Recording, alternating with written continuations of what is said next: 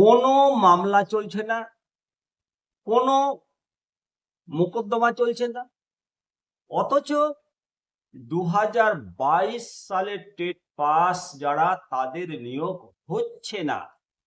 কেন হচ্ছে না নিয়োগ? এই প্রশ্ন তুলেছেন 2022 সালে টেট উত্তীর্ণ প্রার্থীরা। এদের যুক্তি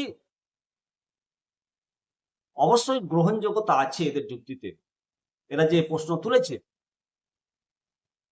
যে আদালতে কোনো মামলা চলছে না, তাহলে নিয়োগ বিজ্ঞপ্তি দেওয়া হচ্ছে না কেন?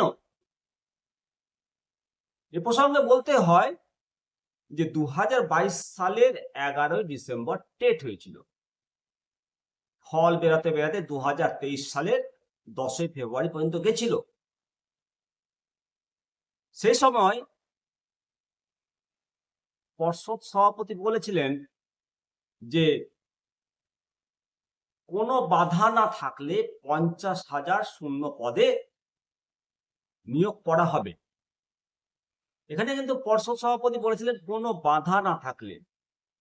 তাহলে এই যে নিয়োগ হচ্ছে না, তাহলে বাধা আছে বলে নিয়োগ হচ্ছে না। বাধাটা কি?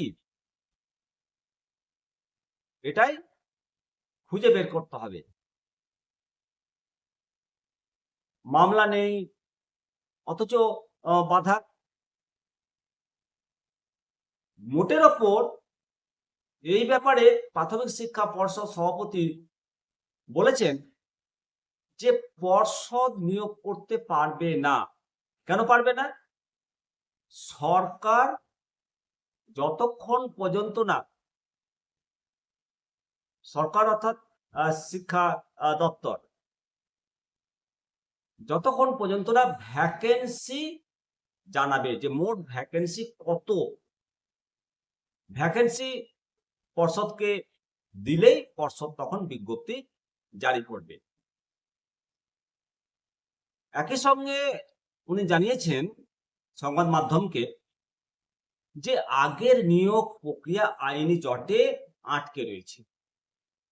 সেই প্রক্রিয়া শেষ না হলে কিভাবে নতুন বিজ্ঞপ্তি দেওয়া সম্ভব? আর এই 2022 স্টেট পাস প্রার্থীরা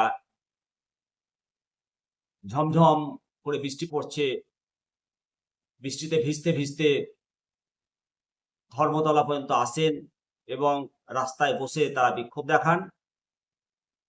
চাকরি প্রার্থীদের অভিযোগ, তারা শিক্ষামন্ত্রীর সঙ্গে বহুবার চিঠি দিয়েছেন, বসতে চেয়েছেন, কিন্তু কোনো সদুত্তর পাননি। এবং মন্ত্রীর সঙ্গে বসতে চেয়ে ওনারা রাজ্যের মুখ্য সচিবকেও ইমেল করেছেন। সেই ইমেলের জবাব না পেলেও পুলিশ জানিয়েছেন যে তাদের লেখা চিঠি মুখ্যমন্ত্রীর কাছে পৌঁছে দেওয়া হবে। এখন এদের নিয়োগ কবে হবে? তারা একের পর এক আন্দোলন, মিটিং, মিছিল করছেন এবং যতদিন পর্যন্ত না তাদের আন্দোলন চলবে, যতদিন পর্যন্ত না তাদের নিয়োগ হবে, ততদিন তাদের আন্দোলন চলবে।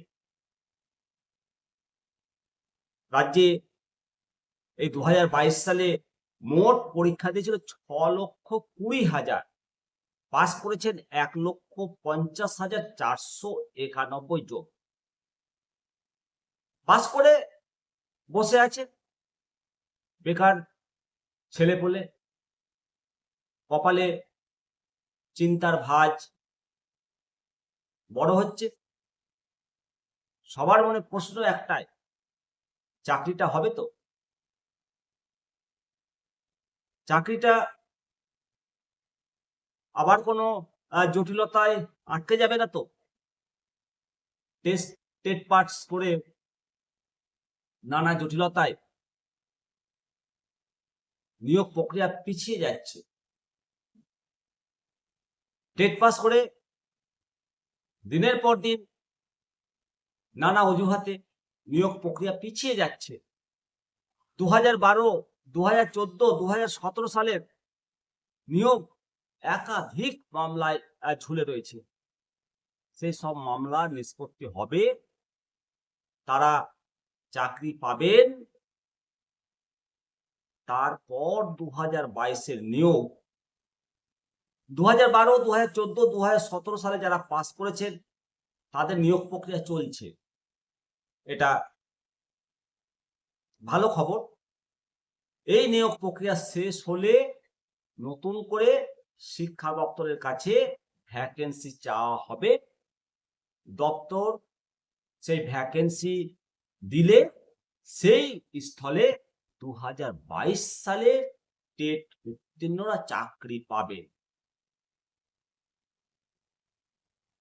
অতএব বোঝা যাচ্ছে বিষয়টি সময় সাপেক্ষ।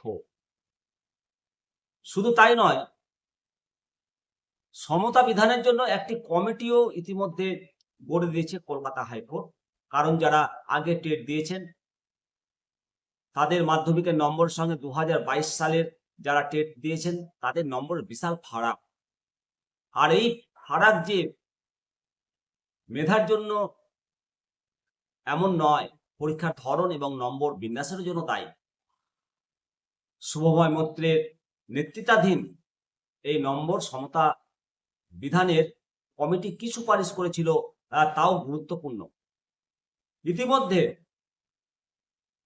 টেটে দ্বিতীয় স্থান অধিকারী হুগলির মৌনিশা কুণ্ডু বলেছেন, পরে কি হবে জানি না, আমি আশা করতে পারি যেটা পুরনো হয়ে গেছে তা আর হবে না।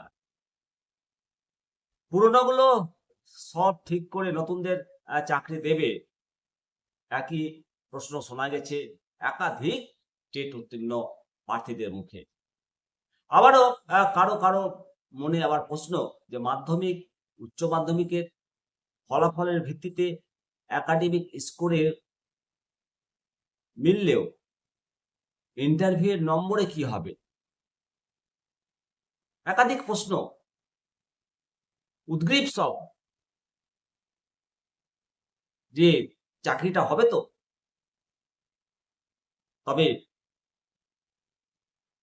আনন্দের কথা, পর্ষদ সভাপতি বারংবার বলেছেন, স্বচ্ছতায় এবার নিয়োগের শেষ কথা। একই সঙ্গে তিনি বলেছেন যে আদালতের নির্দেশে দ্রুত নিয়োগের পথে উনি হাঁটবেন। পর্ষদ সভাপতির বক্তব্য, বর্তমানে একটা নিয়োগ পদ্ধতি চলছে।